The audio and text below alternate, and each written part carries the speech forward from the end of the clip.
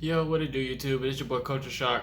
We are back with another video, and we tied with the Houston Texans in a Week 1 battle. I'm still trying to process in my brain how all of this just transpired so fast, and you come to this conclusion that you still lost to the Houston. Well, you didn't lose. You tied with the Houston Texans in Week 1. Now, credit to do that the Houston Texans fans were very humbled with this game. They weren't toxic, so shout out to the Houston Texans fans I interacted with during this game. But when you look at the overall perspective of the Indianapolis Colts, the expectations are high, but their performance was way too low, and it did not exceed or meet any type of expectations that the Colts are supposed to be having this year. Starting off with the offensive line. The offensive line was very bad. They played poorly, in my opinion, watching the game. Braden Smith, I didn't know what was going on with Braden, but hopefully he gets that together. Matt Pryor had a very mid-game as well. Braden Smith was just lost. I don't know what was going on with Braden Smith, but hopefully he gets that together. Rahman replaced Pryor on a few snaps, but he came back in. I felt like the game was a little bit smoother with Rahman in. He was a young guy, but you've seen his perks with Rahman in the game. They talked about him as well in training camp and preseason, but Pryor did step up towards the end. So you can give him credit for that. The offense in general was a little stale. Of course, the stats may say otherwise, but we did hold the ball for a very long time, but we didn't put up any points. So that should tell you how bad the offense was looking at moments. Doolin flashed his potential, even though he dropped a touchdown in the end zone. But I think that the defense had a lot to do with that, more than Doolin. Of course, Doolin could have caught the ball, but I think the defense played pretty well for the Houston Texans. Moving forward, Alex Pierce was playing. He looked like a rookie, young guy out there trying to get involved. Had a few drops. He did get illegally contact hit, I believe from Petrie. So there was a concussion protocol for Alec Pierce, but he's turned out fine. But I think having a veteran wide receiver plays a huge role in games like this. But I still think the wide receiver core played pretty decently. They could have played better, but a veteran wide receiver will play a huge role in this Colts roster. We've talked about this all offseason, and we still don't have one. It does not have to be T.Y. Hilton. We just need a veteran wide receiver in general. In general, we just need a veteran wide receiver. There are still targets out there that we can go acquire. I don't understand what the holdup is. Like I said, for Matt Ryan's sake, he could have played better, but the offensive line just did not help him. They just didn't help him. He had like 50 pass attempts, but almost had 400 passing yards. He got an interception off of a tip pass. He got a fumble, but he recovered himself. He was running for his life on certain plays, but it felt like the vet just did not have any protection this game. But at the end of the game, he showed you what it can be if he had a little bit of time. He locked it in the fourth quarter, drove us down the field. Of course, the play calling got stale, which set it up for a field goal, in which we intentionally missed in overtime, which is another issue. We're still having kicking issues, so I think it's time to let let him out back and just get rid of the kicker. Go get another one. Simple as that. We got to go get another kicker because he just could not kick the 42-yard field goal to pretty much win us the game, in which the defense bailed us out. Again, the defense was stout. The defense did what they had to do, even though they had penalties. Kenny Moore had penalties. Need to be more disciplined. I don't understand the issue with Kenny Moore and the penalties that he had.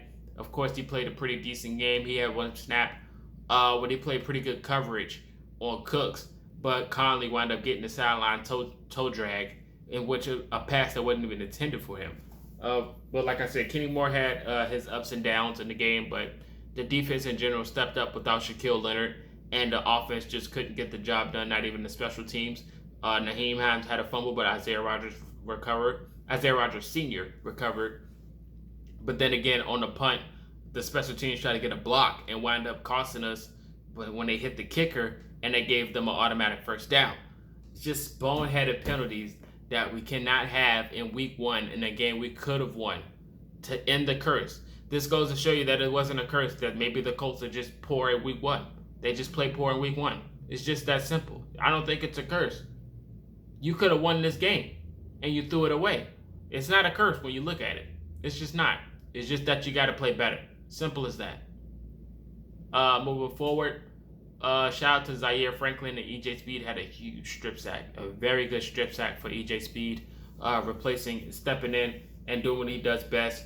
Not seeing the field a lot, but hey, he stepped in and did a very good effort to get the ball back. Shout out to Kwity Paye for putting his presence out there on the field. And then when you look at the rest of them, Grover Stewart had a lot of good flashes where he could have been better. There was a huge question revolving around Grover Stewart and how good he could have been or what he could have been doing for the Colts this year. But he's shown flashes as well. DeForest Buckner is still trying to figure it out. They're not doubling him. Yannick had one good play, in my opinion, but I think he'll step that up as well going into next season. I mean, not next season, going into next week. But the huge question I had on this game was how good was the Texans defense going to play against the Colts? And they did that. Lovie Smith is a defensive-minded coach. So I never doubted their defense and their additions they had in the offseason. Never did. I knew their offense was probably going to be bad. We all could have figured that. I was never sold on Davis Mills. Never sold. Damon Pierce, I thought he was going to have a better game, but he was stuck. So their defense was literally willing them. O.J. Howard had a few good plays. He had 2 touchdowns, but those were all penalties. The first penalty on Kenny Moore set up O.J. Howard for a touchdown when Bobby Okereke was lost on the second touchdown. He walked right past Bobby. He was stuck. He wasn't moving on the second touchdown from O.J. Howard. The first touchdown, same thing. Linebacker didn't move. And O.J. Howard walked right past him. So I would say the game was mostly on the Colts. I wouldn't give the Texans really a lot of credit on this victory because I feel like they did what they were supposed to do. They went out there and won the game. Simple as that. The Colts just lost. They lost to themselves. Like I said, this shouldn't have ended in an overtime. This game was winnable. Matt Ryan could have played better, but he did all he could. Jonathan Taylor was just a dog at the end. Paris Campbell showing his flashes. Ashley Doolin had a few good catches. Kyler Granson had a few good catches. We had a few drops, but hey, we can't control a narrative. It is what it is at the end of the day. I feel like if we had a better offensive line, you wouldn't have seen some of those plays. You wouldn't have seen some of those boneheaded plays if we would have had better protection. It's just as simple as that. So going into next week, they got to just play better. I'm glad week 1 wasn't against the Jacksonville Jaguars, but we probably would have got blown out. But the efforts for the fourth quarter comeback was something of an improvement of what we've seen going into next week. But like I said, the play calling just has to be better at the end of the day. There were so many drives where it was just stale and we weren't really doing anything. It was just like Lovie Smith's going to figure out what we're going to do next. And he did. He even sent blitzes a few times because we just know we were going to hand it off to Jonathan Taylor. So, like I said, Matt Ryan, he locked it in the second half and he started dialing up and the defense started holding them accountable. Well, starting to hold the offense for the Houston Texans and not going anywhere. And Matt Ryan drove down the field for a hot rod to make the kick and he just couldn't make it. Simple as that. He just couldn't make it. So hopefully next week we'll get something situated with the kicker. Hopefully we'll start adjusting a little bit more to getting the offense more open and more dynamic because I know that Frank Reich has something drawn up his sleeve, but hopefully he figures that out as well. Like I said, it's not an L, but it is a tie, which is unfortunate. But, I mean, we can move on and not be super, over it. But, I mean, it is the Texans. We should have won this game. But it is what it is. You guys let me know your thoughts in the comment section. This is Marcus, and until next time, you've been Culture Shock.